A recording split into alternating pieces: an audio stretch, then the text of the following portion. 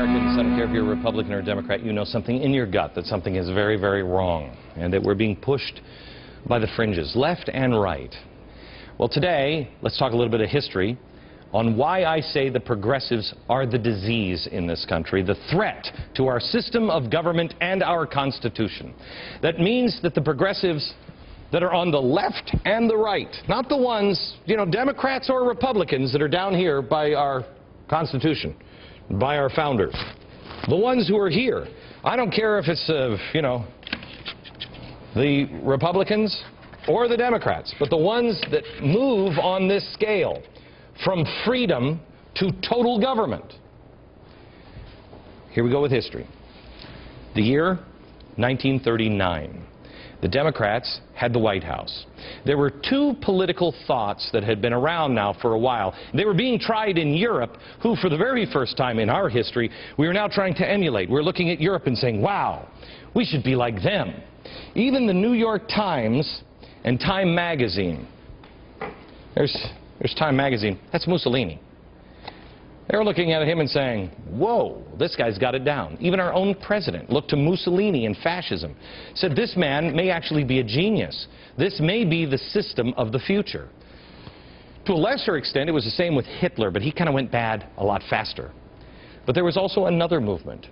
Progressives on the left looked to a new system being tried in the Soviet Union. And just like today, they were so willing to excuse the horrors of this new utopian system to the extent that the New York Times sent a reporter over to the Soviet Union, and of the massacre that we showed you a couple of weeks ago in our documentary on the Ukraine, this reporter for the New York Times reported, quote, you have to crack a few eggs to make an omelet. The Soviet Union killed 7 million people. Wow, that's some omelet, huh? Both the communists who are on the left, they say, you know, these are communists, and the Nazis are on the right. That's what people say. But they both subscribed to one philosophy, and they flew one banner. One had the hammer and sickle, the other was a swastika. But on each banner read the words here in America of this: social justice. They talked about economic justice, rights of the workers, redistribution of wealth, and surprisingly, I love this, democracy. I started to show this to you last night. This was from a handbook from 1938. It's from Rhode Island, describing democracy, progress in democracy. It sounds great, isn't it? I looked up democracy in the book, and here's what it says. Democracy has always played an important role in the history of Rhode Island. Time and again, the people of this state have repudiated attempts to nullify or curtail it. In 1938, we're again faced with the proposition, shall democratic government continue in Rhode Island? We communists are ready to join with all liberty-loving people in defending democracy. Democracy is the rule of the majority, and it can only operate in Rhode Island as well as our Constitution permits it to operate. But our Constitution is now 100 years old and fast outliving its usefulness. Vote communist. Got it? These communists knew they couldn't win overnight. So they decided the best course of action was to take progressive steps, little baby steps, towards their, what was it that Van Jones, play the Van Jones clip, what did he call it? One of the things that has happened, I think, too often to progressives is that we don't understand the relationship between minimum goals and maximum goals. But that's a process. Remember Van Jones, a modern-day self-proclaimed anti-capitalist revolutionary communist. He's advising the president. Did you know that that actually happened before? We had advisors in the White House advising the President of the United States. Communists served in the White House under FDR. This is before, you know, it wasn't cool to be a communist, before they had to call themselves progressives. One of them was Alger Hiss. Alger Hiss, he was an attorney who worked on several areas of the New Deal. Communism was very, very popular in our grandparents' day. They didn't tell us about it, but I don't know if it was because they were ashamed that they didn't see the death and destruction at the end of that road, or what. Maybe it was just the people they were. They didn't tell us all the great things they did either. So, let me show you this footage. It's footage that I found in a film vault. Get ready to pause it here, Sarah. I found this in a film vault a few weeks ago when I was out in Los Angeles. Look at this guy. Look at this. Look at the way he's dressed. Okay. Pull back out. Stop. Freeze. Freeze. Look at this. American flags. This is George Washington. The Nazi symbol. You got it? This is New York. This is New York City. This is the brochure. This is the actual brochure from it on Americanism. Here it is. It's a salute, an American rally for George Washington's birthday exercises. And if you look here, you can barely see it, but it is the swastika. Okay? The other video that I showed you, roll this video, please. The other video that is part of this is actually taken from the summer vacation. Here it is. Look at this. This is in the Hamptons. The Hamptons. New York. The summer playground of the uber-rich. Nazis in America. These are pictures of when Nazis filled Madison Square Garden in 1939. These things were happening all over the country.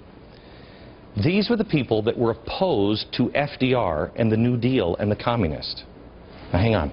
There are people right now who are watching this show that say, yeah, I told you, those Republicans, they're all Nazis.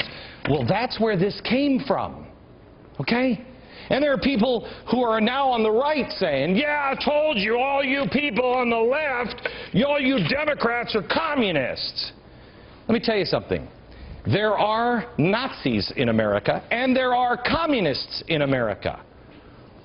But not all Democrats are communists, not all Republicans are Nazis. Because while there are Nazis and communists, you're leaving out the one word that gives it all context.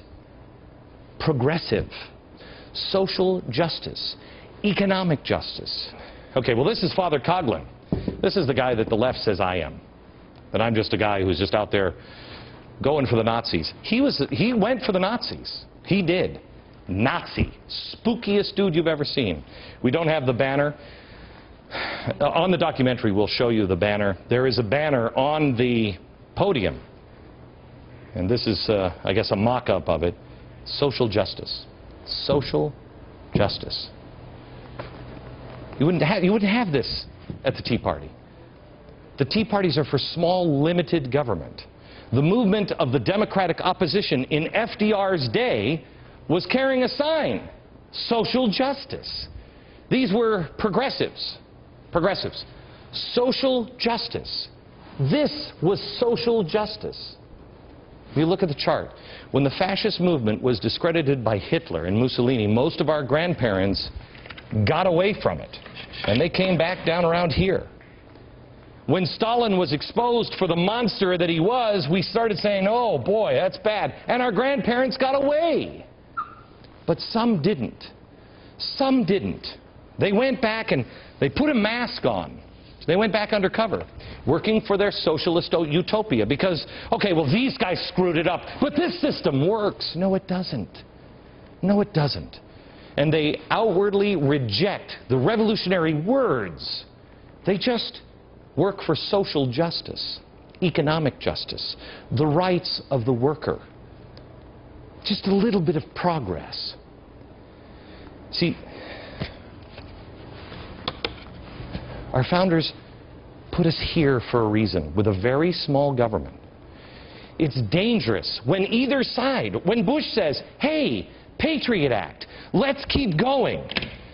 You know, I was for it. I was for it because I was dumb enough to believe in sunsets. Do you know what these guys who were against the Patriot Act, do you know what these guys have just done? They've removed the sunsets. That's why these guys are freaking out. It doesn't matter which side gets us here. When the right or the left move this close to total government, it's not a good thing. We must go back here before progress, before the progressives put us back to the place where that silent George Washington approved, back to limited government and away from all this nonsense and nightmares.